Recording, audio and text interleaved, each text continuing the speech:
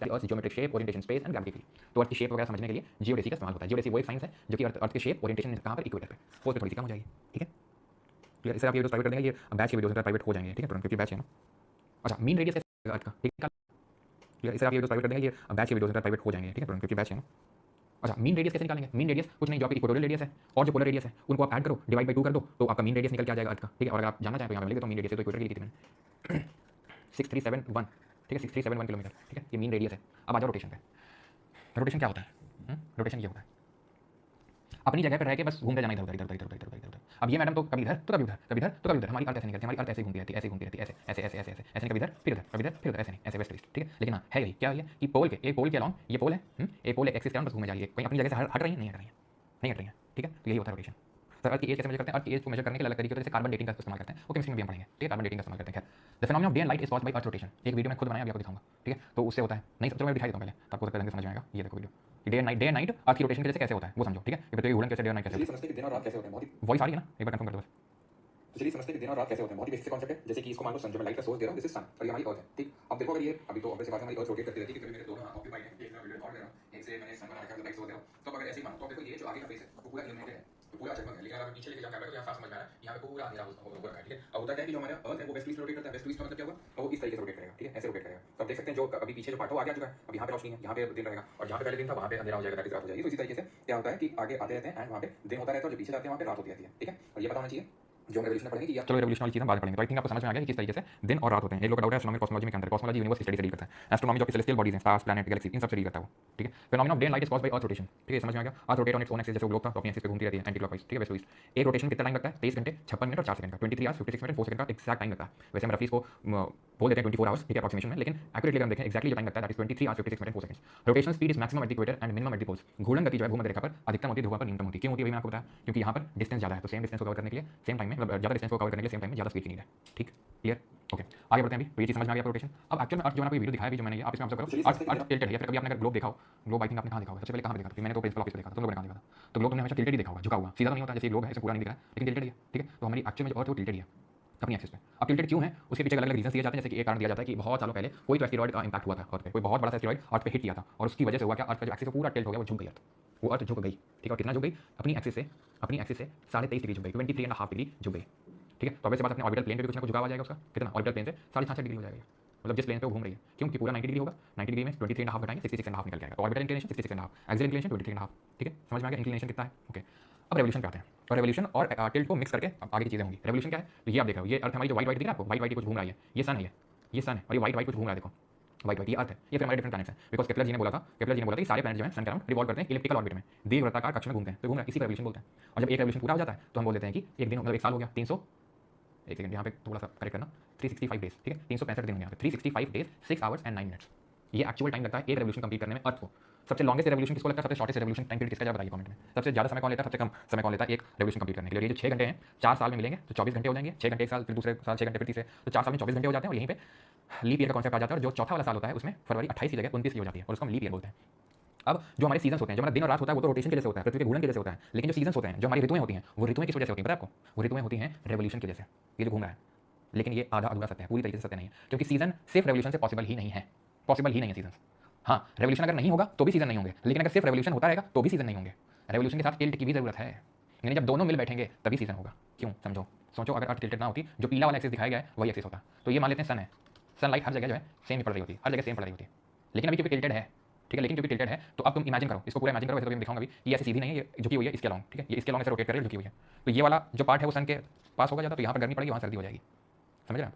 नहीं समझ में आ रहा तो भी समझ में आ जाएगा। ठीक है, चलो थोड़ा बहुत थ्योरी देख लेते हैं। तो जो अर्थ होती है वो रिवॉल्व करती है सन के अराउंड, एक इलिप्टिकल, ये सर्कुलर टाइप दिख रहा है आपको, लेकिन एक्चुअल में इलिप्टिकल होता है। ये होता है सर्कल, ये होता है इक्लिप्स। ठीक है, इलिप्स, तो इक्लिप्स इलिप्टिकल ऑर्बिट में जो है ये घूमती है अर्थ, सारे प्लैनेट घूमते हैं, ऐसा केपलर का कहना था, केपलर का फर्स्ट लॉ यही बोलता है। ऑर्बिटल स्पीड कितनी है? 29.8 किलोमीटर पर सेकंड। सबसे ज्यादा किसी याद करो, सबसे कम रेवोल्यूशन टाइम किसको लगा था? मरकरी को। सबसे ज्यादा किसको लगा था? नेपच्यून को। सबसे कम रोटेशन टाइम जुपिटर 9 घंटे 55 मिनट। सबसे ज्यादा वीनस 243 डेज। याद आया? Mercury has the maximum orbital speed, Neptune has the minimum. ठीक है, ये सारी चीजें हमें पहले पता थी। केपलर के 3 लॉ हैं, पहला लॉ ये बोलता है कि सारे प्लैनेट इलिप्टिकल ऑर्बिट में घूमते हैं, वैसे फिजिक्स में भी देखेंगे इसको। ठीक है, दूसरा वाला ये बोलता है कि planet SVEEP out equal area equal time, यानी कि जैसे कि ये प्लैनेट है, यहाँ से यहाँ जब गया होगा, लेट्स सपोज यहाँ से जब यहाँ पे आया होगा, तो जितना भी इसने टाइम लिया, ठीक है, और मान लेते हैं एरिया है ए, ठीक, और मान लेते हैं ये भी जो एरिया है वो ए है, तो उतना टाइम ही यहाँ पे भी लिया होगा। या फिर अगर मैं बोल दूँ यहाँ से यहाँ आने में जितना टाइम लगा वही टाइम यहाँ से यहाँ पे आने में लगा, वही टाइम यहाँ से यहाँ आने में लगा, तो ये वाला जो एरिया है और ये वाला जो एरिया, इनको बराबर होना ही पड़ेगा, because planet SVEEP out equal areas in equal times, equal time में, यानी कि अगर इतने यहाँ से यहाँ आने में मान लेते हैं जितना टाइम लगा, वही टाइम यहाँ से यहाँ आने में लगा, तो ये एरिया बराबर हो गया, ठीक। और ये वाला होता है, करना सर मैं फिजिक्स पढ़ने समझ आएगा कि जो टाइम पीरियड होता है, टाइम पीरियड का जो स्क्वायर होता है is proportional to the cube of semi major axis, ये होती पूरी मेजर एक्सिस, ये होती है इसको 2a बोलते हैं, और ये हो जाती है आपकी सेमी मेजर एक्सिस। खैर ये जो फिजिक्स पढ़ने समझ आ जाएगा, लेकिन पहला दूसरा को समझ में आ गया होगा, ठीक है। अब आते हैं यहाँ से एक बहुत इंपॉर्टेंट कॉन्सेप्ट हुआ है, बस क्लास का अंत की ओर ही हम लोग, ठीक है। अगर ये आपको समझ में आ गया, यहाँ से थोड़ा सा प्लीज फोकस कर लीजिएगा, बिकॉज अगर ये समझ में आ गया तो आपको आसानी से एक्लिप्स समझ में आ जाएगा, अगर नहीं आया तो एक्लिप्स भी आपको कर लेनी पड़ेगा, ठीक है। देखो अर्थ हमारी टिल्टेड है, यहाँ से देख के तो समझ में आ रहा है ना कि अर्थ हमारी टिल्टेड है, देखो टिल्टेड है टिल्टेड, है टिल्टेड, ये सन है, सन वहीं पे है, ये अर्थ इसके अराउंड ऐसे रिवॉल्व कर रही है, ध्यान से समझते हैं ना। अभी जब रिवॉल्व कर रही है तो देखो ये साउथ वाला पार्ट, या फिर लेट सपोज मैं तुम ये बस एक अजम्पशन कर लो, बस तुम सब समझ में आ जाएगा। इस डंडी में, ये जो एक्सिस वाली डंडी है, इसमें एक आदमी को बांध दो, जैसे जीसस का क्रूसिफिकेशन किया गया तो उसमें उनको बांध दिया गया था, तो इसमें बांध दो किसी को, ठीक है, बांध दो इसमें किसी को, आसानी से सब समझ में आ जाएगा, ओके। तो मैंने क्या किया यहाँ पर, ये किसी का मुंह है, ये पेट है, ये पाँव है, ठीक। तो तुम मुझे बताओ कि ऊपर वाली बॉडी पार्ट में ज़्यादा धूप पड़ रही होगी, नीचे पैरों में ज़्यादा धूप पड़ रही है इसके, और अभी बताना, अब बताओ अब कहाँ धूप ज़्यादा पड़ रही है, मुंह में ज़्यादा धूप पड़ रही है ऊपर या फिर नीचे। सिंपल समझ में आ रहा है कि यहाँ पे पैरों में ज़्यादा धूप पड़ रही है, और यहाँ पे मुंह में एकदम चमक रहा होगा, पैरों में उतनी धूप नहीं पड़ रही होगी, ठीक, ध्यान से। तो एक्चुअल में है ऐसा कि जो अभी थोड़ी देर पहले हम लैटिट्यूड पढ़ रहे थे, उसमें हमने एक इंपॉर्टेंट लैटिट्यूड पढ़ा था 23.5 degree north and 23.5 degree south. इसको बोल रहे थे कर्क रेखा ट्रॉपिक ऑफ कैंसर, इसको बोल रहे थे मकर रेखा ट्रॉपिक ऑफ कैप्रिकॉन, इसको कैंसर इसको कैप्रिकॉन बोल रहे थे। क्यों बोल रहे थे, मैंने तुम्हें बोला था आगे बताएंगे क्यों इंपॉर्टेंट है, अब समझ लो क्यों इंपॉर्टेंट है। क्योंकि सन की डायरेक्ट रेज या सन की ओवरहेड रेज, यानी सूर्य की लंबवत किरणें इसके ऊपर नहीं जाती, इसके नीचे नहीं जाती, तो मतलब यहाँ कभी धूप ही नहीं पड़ती क्या ना, मैंने कब कहा, मैंने बोला लंबवत किरणें यानी परपेंडिकुलर यानी ओवरहेड या डायरेक्ट रेज नहीं पड़ती। तो चलिए समझते हैं कि, एक सेकंड रुको, यहाँ पे तुमको दिख रहा होगा, यहाँ पे टॉर्च की रोशनी पड़ रही है, ठीक है, क्या यहाँ पे उजाला नहीं जा रहा है, जा रहा है ना, लेकिन मैं बोल रहा हूँ जो सीधी रोशनी है वो इसके ऊपर कभी नहीं पड़ेगी। अभी सूरज यहाँ चमक रहा है, मेरा फ्लैश यहाँ पे जल रहा है तो यहाँ चमक रहा है, फिर जब पृथ्वी इस तरीके से घूमती है कि फ्लैश फिर नीचे की ओर जाएगा, ठीक है, फिर वो जब पृथ्वी इस तरीके से घूमेगी फ्लैश फिर ऊपर की ओर आएगा, फ्लैश फिर नीचे की ओर जाएगा, फ्लैश फिर ऊपर की ओर जाएगा, फिर नीचे की ओर जाएगा, लेकिन कभी इसके ऊपर फ्लैश नहीं जाएगा, कभी इसके नीचे नहीं जाएगा। दैट डज नॉट मीन कि यहाँ रोशनी नहीं पड़ रही, पड़ तो रही है, लेकिन कभी ये वाला जो हिस्सा होता है इसको डायरेक्ट रेज ऑफ सन नहीं मिलती, तो क्या मिलता है, स्लैंटिंग रेज मिलती है। ये समझ रहा ना, ये फोकस वहीं पड़ रहा है, यहाँ पे क्या पड़ती हैं, स्लैंटिंग रेज, तिरछी किरणें पड़ती हैं, स्लैंटिंग, इट इज़ लाइक ये सूरज पड़ रहा है, सब जगह चमक रहा है, झुका दिया, ठीक है, जो भी था ये झुका दिया, अब यहाँ खूब पड़ रहा है, यहाँ पड़ तो रहा है लेकिन बहुत दूर जाने पे पड़ रहा है, तो पड़ तो रहा है, रोशनी तो है लेकिन डायरेक्ट नहीं तो उतनी गर्मी नहीं होगी, तो क्या होगी, ठंडी होगी, तभी तो ध्रुवों की तरफ जाने पर ठंडी पड़ती है, ठंडी बढ़ जाती है, ध्रुव इक्वेटर से भूमध्य रेखा से तुम ध्रुवों की तरफ जाओ, पोल्स की तरफ जाओ, फ्रॉम इक्वेटर टू पोल्स, ठंडी बढ़ती है, क्यों, क्योंकि वहाँ पर डायरेक्ट रेस नहीं पड़ती है, स्लैंटिंग पड़ती है, और जब स्लैंटिंग रेस पड़ती है तो स्लैंटिंग रेस एरिया ज़्यादा कवर करती है, तो सनलाइट डिस्ट्रीब्यूट ज़्यादा हो जाती है। अभी क्या है, चमक के पड़ रही है, अब जो है स्लैंटिंग पड़ रही है तो एरिया ज़्यादा कवर करेगी, तो लाइट इंटेंसिटी कम हो जाएगी, क्योंकि थोड़ा सा दूर भी हो गया। समझ में आई चीज़ कि Tropic of Cancer, Tropic of Capricorn important क्यों है, क्योंकि इसके ऊपर, कैंसर के ऊपर और कैप्रिकॉन के नीचे कभी सन की रेज नहीं, डायरेक्ट रेज नहीं पड़ती हैं, रेज तो पड़ती हैं लेकिन डायरेक्ट रेज नहीं पड़ती हैं। समझ में आई चीज़, और पता है ये इक्वेटर है लाल वाली, हाँ ये लाल वाली इक्वेटर है, और ये जो सफ़ेद वाली बना रहे हैं ये ट्रॉपिक ऑफ कैंसर मान लो, और ठीक है, ये ट्रॉपिक ऑफ कैंसर मान लो, और ये कैप्रिकॉन मान लो, ये ट्रॉपिक ऑफ कैप्रिकॉन है, ये ट्रॉपिक ऑफ कैंसर मान लो, और कैप्रिकॉन कहीं ऐसे नीचे ऐसे होगी, कैप्रिकॉन ऐसे नीचे। सन की रेज जब ट्रॉपिक ऑफ कैंसर पे डायरेक्ट पड़ती हैं उस दिन को विंटर सॉलिस्टिस बोलते नहीं हैं, उस दिन को बोलते हैं समर सॉलिस्टिस, जिस दिन ट्रॉपिक ऑफ कैंसर पे पड़ती हैं, और वो दिन होता है 21 जून का। और जिस दिन ट्रॉपिक ऑफ कैप्रिकॉन पे पड़ती हैं, ट्रॉपिक ऑफ कैप्रिकॉन मतलब मकर रेखा, ठीक है, आप देखो जिस दिन ट्रॉपिक ऑफ कैप्रिकॉन पे पड़ रही हैं डायरेक्ट रेज, उस दिन को बोलते हैं विंटर सॉलिस्टिस, वो 21 या 22 दिसंबर को होता है।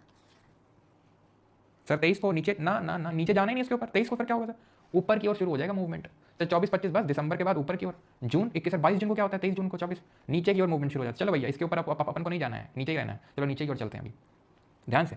अब 21 जून आया होगा कुछ दिन पहले, कुछ महीनों पहले, तो 21 जून के बाद ऊपर तो गया नहीं होगा, फिर नीचे की ओर चलना शुरू हो गया होगा, तो फिर पता है सितंबर आया होगा, और सितंबर को इक्वेटर पे ये लाल वाली लाइन पे डायरेक्ट रेस पड़ी होंगी, उसको बोलते हैं इक्विनॉक्स। एक बार फिर से ध्यान से सुन लो, सॉलिस्टिस का मतलब होता है अयनांत, इसका मतलब होता है या तो ट्रॉपिक ऑफ कैंसर या कैप्रिकॉन पे डायरेक्ट रेस पड़ रही है सन की। अगर ट्रॉपिक ऑफ कैंसर यानी कि कर्क रेखा पे डायरेक्ट रेस पड़ रही है तो 21 जून है समर सॉलिस्टिस। उसमें क्या होता है, उसमें लॉन्गेस्ट डे होता है उत्तरी ध्रुव वालों के लिए, यानी कि नदर्न हेमिस्फीयर वालों के लिए लॉन्गेस्ट डे होता है, और शॉर्टेस्ट नाइट होती है, सबसे छोटी रात होती है। और 22 दिसंबर को क्या होता है, 22 दिसंबर को विंटर सॉलिस्टिस होता है, 22 दिसंबर को शॉर्टेस्ट डे होता है और लॉन्गेस्ट नाइट होती है, सबसे लंबी रात होती है। ये भैया नदर्न हेमिस्फीयर वालों के लिए बात हो रही है। सदर्न वालों के लिए, जैसे ऑस्ट्रेलिया सदर्न हेमिस्फीयर में, उनके लिए तो 22 दिसंबर को चमक की रोशनी पड़ रही है ना उनके हेमिस्फीयर में, तो उनके लिए उल्टा हो जाएगा। तो सर क्या याद करें, नदर्न वालों के लिए, सदर्न वालों के लिए? कुछ भी पूछ ले, पूछेगा वो नदर्न वाले का ही ऑटोमेटिकली, क्योंकि ज़्यादातर जो देश हैं, ज़्यादातर जो लोग हैं, पूरी जनसंख्या है, ज़्यादातर जनसंख्या पूरी जो पृथ्वी पर रहती है वो उत्तरी गोलार्ध में रहती है, उत्तरी गोलार्ध में, दक्षिणी में कम रहती है, ठीक है। और क्योंकि हम इंडिया में, हम कहाँ हैं, हम उत्तरी गोलार्ध में ही है, तो हम अपने हिसाब से देख रहे हैं इसको। लेकिन अगर स्पेसिफिक क्वेश्चन में लिख दे वो कि सुनो सदर्न हेमिस्फीयर की बात कर रहे हैं, तो नहीं, हमारे मास्टर ने तो वही पढ़ाया है कि 22 दिसंबर को सबसे छोटा दिन होता है। अब वो जबकि बोल रहा है चीख के, बेटा सदर्न हेमिस्फीयर की बात कर रहा हूँ मैं, अगर वो सदर्न हेमिस्फीयर की बात कर रहा है तो 22 दिसंबर को शॉर्टेस्ट डे नहीं लॉन्गेस्ट डे होगा। समझ में आई चीज़? ये जो समर सॉल्स्टिस, विंटर सॉल्स्टिस है, ये नदर्न हेमिस्फीयर के हिसाब से बात हो रही है, क्वेश्चन भी ऐसे ही बनता है। लेकिन अगर वो चीख के बोल देगा कि नहीं भैया हम सदर्न की बात कर रहे हैं, तो फिर चेंज करना पड़ेगा ना। ये होता है सॉल्स्टिस। साल में एक ही दिन होता है जिस दिन ट्रॉपिक ऑफ कैंसर पे डायरेक्ट रेस पड़ती है सन की। साल में एक ही दिन होता है जिस दिन ट्रॉपिक ऑफ कैप्रिकॉर्न पे डायरेक्ट रेस पड़ती है सन की। लेकिन साल में 2 दिन होते हैं जब इक्वेटर पे डायरेक्ट रेस पड़ती हैं, क्योंकि जब ट्रॉपिक ऑफ कैंसर पे पड़ी 21 जून के बाद, चलो भैया ये चलते हैं, सितंबर आया होगा, सितंबर याद करो, 23 सितंबर को मैंने 22 सितंबर को वीडियो डाली थी, 22 से 23 सितंबर को आता है, ये डाली थी कि भाई आज का सूरज क्यों स्पेशल है, क्योंकि इक्वेटर पे डायरेक्ट रेस पड़ रही है। ठीक, फिर नीचे पहुंच गया, फिर नीचे पहुंच गया, जब नीचे पहुंच गया होगा सन, मतलब यहाँ होगा 21 दिसंबर के बाद, चलो भैया ऊपर चलो, ऊपर जब आ रहा होगा तो 21 मार्च पड़ा होगा, क्या 21 मार्च को भी इक्वेटर पे डायरेक्ट रेस पड़ी होगी सन की। 2 दिन होते हैं जिस दिन इक्वेटर पे है। समझ में आई बात की नहीं? ट्रॉपिक ऑफ कैंसर पे है, नीचे गया पड़ी सितंबर, फिर ऊपर आ रहा होगा, फिर पड़ी ऊपर, तो 2 दिन हो जाता है इसमें, 21 मार्च और 23 सितंबर। अब दोनों को अलग अलग करने के लिए इसको बोल देते हैं स्प्रिंग इक्विनॉक्स और इसको बोल देते हैं ऑटम स्प्रिंग इक्विनॉक्स, या फिर वर्नल बोल देते हैं इसको, वर्नल, अभी हिंदी में भी दिखाते हैं, ठीक है, वर्नल इक्विनॉक्स। इसको ग्रीष्मकालीन अयनांत, इसको शीतकालीन अयनांत, और ये दोनों विषुव हैं, विषुव। अब ये नहीं समझ में आ रहा तो देखो पूरा वीडियो, ठीक है, वीडियो चलाते हैं, रुको, ये देखो चला वीडियो, दिख रहा होगा किस तरीके से इसका मुंह चेंज हो रहा है। अभी सदर्न हेमिस्फीयर देख लो, सदर्न हेमिस्फीयर है सन की तरफ, अभी northern hemisphere Tropic of Cancer पे डायरेक्ट रेस पड़ रही है, अभी ट्रॉपिक ऑफ कैप्रिकॉर्न पे पड़ रही थी, यहाँ पे इक्विनॉक्स है, इक्वेटर पे पड़ रही है, देखो देखो देखो कैसे घूम जाता है, देख ना कैसे घूम रहा है, अब इक्वेटर पे पड़ रही है, जहाँ येलो स्पॉट देखो तुम बेटा, येलो स्पॉट देखो, येलो स्पॉट उसमें बन के आ रहा है, नीचे बना है, अब यहाँ पर बन जाएगा। समझ में आ रहा है पूरा ये? सर एक चीज़ समझ में नहीं आई, ये तो समझ में आ गया Tropic of Cancer, Tropic of Capricorn वाला फंडा, लेकिन आर्कटिक और एंटार्क्टिक वाला क्या है, तो ये खुद से पढ़ोगे, ठीक है, वही कुछ अलग से नहीं है, जो पढ़ाएं सब वही लिखा हुआ है, समर क्या है, विंटर क्या है, सब वही है। इक्विनॉक्स भी बता दिया, इक्विनॉक्स विषुव होता है जब ये होता है वसंत विषुव, ठीक है, वसंत मतलब मार्च की बात हो रही है, और ये शरद विषुव है सितंबर, ये सब बता चुके हैं क्या है, ठीक। समझ में आ गया सारी चीज़ें? समझ में आ गया सारी चीज़ें कि नहीं आ गई समझ में? और अगर समझ में आ गई है तो ये करो, फिर एक और चीज़ बताएंगे अभी इसमें। ये क्वेश्चन सिविल सर्विसेज में पूछा गया हुआ सवाल है, जी हाँ, ये सवाल सिविल सर्विसेज में पूछा गया था। ओके, डोलड्रम रुक जाओगे, डोलड्रम का क्लास नहीं है ये, सारा कुछ आज ही पढ़ लोगे क्या? मैंने आपको बोला ना कॉन्सेप्ट एक बात बाकी है, एक सेकंड को कहाँ गया ये, हाँ ये आ गया। अब तुम एक चीज़ ऑब्जर्व करना, ये तो इस पर आते हैं पिक्चर पे, थोड़ा सा बस आखिरी चीज़ है, फोकस कर लो, मुझे पता है काफ़ी देर से तुम फोकस किया, बस एक चीज़ और पे फोकस कर लो। ये पॉइंट हमने ड्रॉ किया, ध्यान समझना बस, ध्यान से समझ जाना बस, नहीं हुआ तो मैं उसकी भी वीडियो ऐसे बना के डाल दूँ जैसे वैसे समझ में आ जाएगी। ये है ये पॉइंट है, ध्यान से, ये पॉइंट ए है, ये पॉइंट बी है। अब अभी मैंने एक वीडियो जो मैंने खुद बनाया था, जो मैंने चलाया था, मैंने दिखाया था कि जब पृथ्वी घूमेगी तो ये बी पॉइंट इधर आ जाएगा, इसको इस यहाँ दिन हो जाएगा, अभी रात है, फिर ये इधर जाएगा, फिर रात, फिर दिन चलता रहेगा।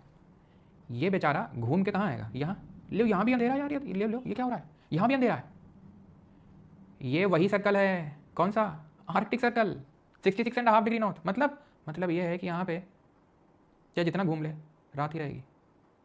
एक सेकंड एक सेकंड आओ जरा यही पॉइंट को ले, जरा यही पॉइंट को, ए पॉइंट वही पॉइंट है, ये क्या है, दिन है, घूम के कहाँ जाएगा, फिर यहाँ जाएगा, ले यहाँ तो दिन ही दिन है, रात तो हो ही नहीं रही है। नॉर्वे वगैरह चले जाओ, नॉर्वे फिनलैंड गर्मियों के टाइम पे, जब यहाँ पे गर्मी भारत वगैरह में, नदर्न हेमिस्फीयर में, उत्तरी गोलार्ध में गर्मी, चले जाओ वहाँ पर रात होती नहीं है, रात में भी सूरज दिखता है। जी हाँ, आइसलैंड, नॉर्वे, फिनलैंड, यहाँ चले जाओ तो वीडियो देख लेना, जाने की जरूरत नहीं है, ठीक है। जाओगे तो क्या ही, क्योंकि कितने खर्चीले देश ना, उसमें बहुत पैसा लगता है वहाँ जाने के लिए, ठीक है। तो वीडियो देखना, उसमें साफ साफ वो लोग दिखाते हैं, जो लोग घूमने जाते हैं कि देखो देखो यहाँ पे रात में भी एकदम सूरज निकला हुआ है, क्योंकि चाहे कितना भी घूम ले, ये क्या है, ये हमेशा यहाँ पर 24 घंटे दिन और रात होता है, ठीक। दक्षिणी गोलार्ध में भी तो लोग हैं, जैसे कि सदर्न हेमिस्फीयर में, यहाँ पे सदर्न हेमिस्फीयर में सन की डायरेक्ट रेस पड़ रही है, तो ये पॉइंट चाहे जितना घूम ले रहेगा हमेशा सनलाइट में ही। कौन सा पॉइंट, ये वाला, इसी को बोलते हैं एंटार्क्टिक सर्कल, 66.5 डिग्री साउथ। और अब चाहे कितना भी घूम ले रहेगा अंधेरे में, क्योंकि नदर्न हेमिस्फीयर में लाइट पड़ रही है, तो इसको बोलते हैं एंटार्क्टिक सर्कल, और ये हो गया आर्कटिक 66.5। तो अब तुमको समझ में आया। तो 21 जून को सन कहाँ पे, 21 June does not set below the horizon at the Arctic circle, Arctic circle में वो नीचे उतरेगा ही नहीं, हॉराइजन से नीचे जाएगा ही नहीं, वो जाएगा ही नहीं, वो वहीं पे रहेगा, तुमको सन हमेशा दिखता रहेगा, हॉराइजन से नीचे जाएगा ही नहीं, वो आर्कटिक वृत्त पर क्षितिज के नीचे अस्त नहीं होता वो। 21 जून है, समर सॉल्स्टिस है, उत्तरी गोलार्ध की बात हो रही है, सिविल सर्विसेज का क्वेश्चन है, ठीक। एक चीज़ कुछ और थी, हाँ, तो अभी वो खैर अभी आपको समझ में आ जाएगी, बताते हैं भी क्या है, लेकिन ये चीज़ समझ में आ गई, ओके। रुकना जरा, थोड़ा सा रुकना, ठीक है। अभी यहाँ पे एक चीज़ मैं बता देता हूँ, तो अब समझ में आ गया, ये क्यों इंपॉर्टेंट है, 23.5 डिग्री नॉर्थ, 23.5 डिग्री साउथ, क्योंकि सन की डायरेक्ट रेस कभी इसके ऊपर नहीं पड़ेगी, कभी इसके नीचे नहीं जाएंगी, यानी कि सन की डायरेक्ट रेस कहीं पड़ेंगे, इसलिए ये जो क्षेत्र होता है बड़ी गर्मी पड़ती है यहाँ पर। अब समझ में आया कि क्लाइमेटोलॉजी में क्या यूज़ है इसका, अभी भी नहीं समझ में आया तो समझ में आ जाएगा एक दो क्लास बाद, ये पूरा है टॉरिड जोन कहलाता है, चमक की गर्मी पड़ती है। यहाँ पर हमेशा स्लैंटिंग रेस पड़ती है तो ठंडा इलाका होता है। इसको बोलते हैं टेम्परेट जोन, शीतोष्ण क्षेत्र, टेम्परेट जोन। इसको बोलते हैं नॉर्थ टेम्परेट, तो इसको साउथ टेम्परेट अलग डिफरेंशिएट करने के लिए। ये समझ में आ गया ये क्यों इंपॉर्टेंट है, क्योंकि इसके बियॉन्ड 6 महीने दिन, 6 महीने रात, 6 महीने दिन, 6 महीने रात, क्या बोलते हैं फ्रिजिड जोन। फ्रिजिड जोन, अच्छा समझ में आ गया ना, फ्रिजिड जोन क्या है, समझ में आ गया, आ गया ना, आ गया, आ गया। चलो बताओ, जल्दी बताओ, जल्दी बताओ।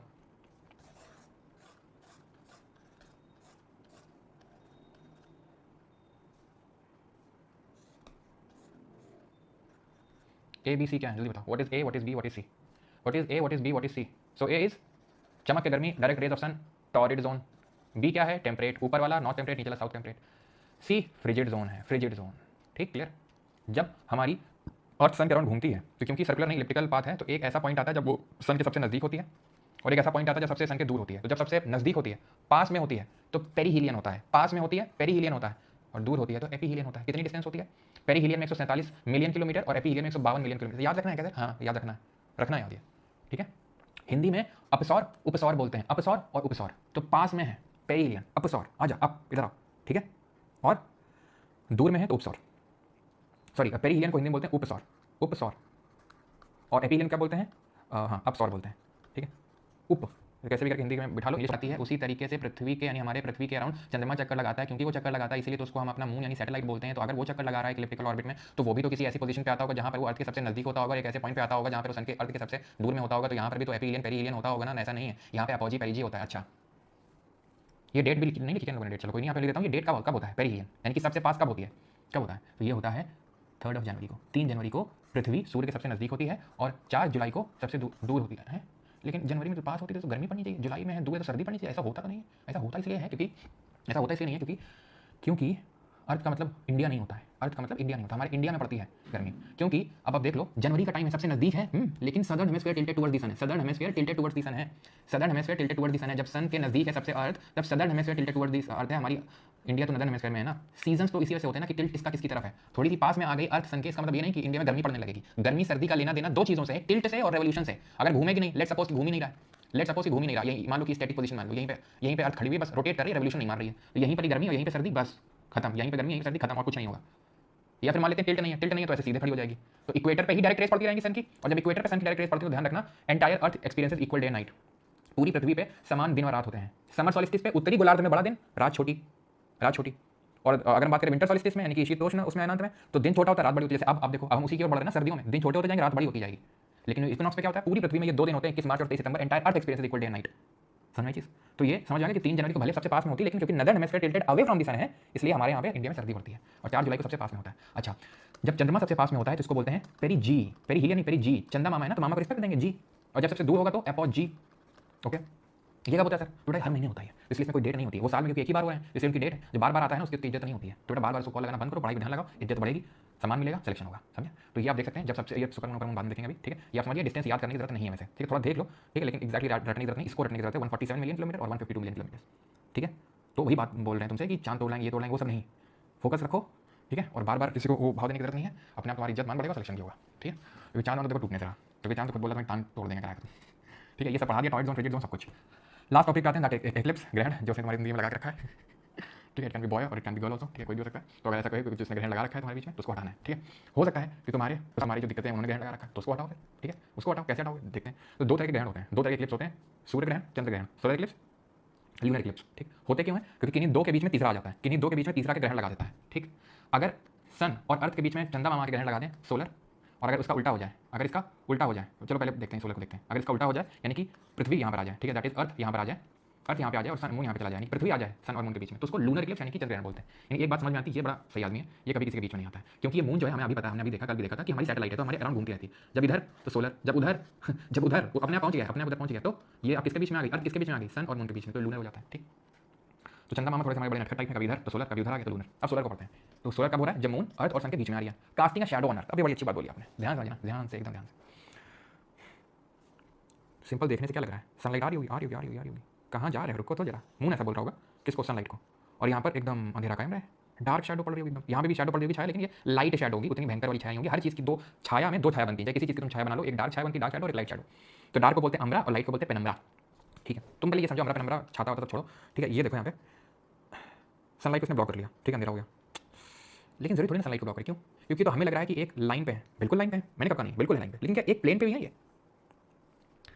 देखो ये है सोलर इक्लिप्स, ये है सन, ये है मून, ये अर्थ, इसने क्या किया डार्क किया है अम्बरा, ये पेनम्बरा भी मैंने सब बता दिया। मैं कहना तुमसे ये चाह रहा हूँ कि ऐसा हमेशा जरूरी नहीं है।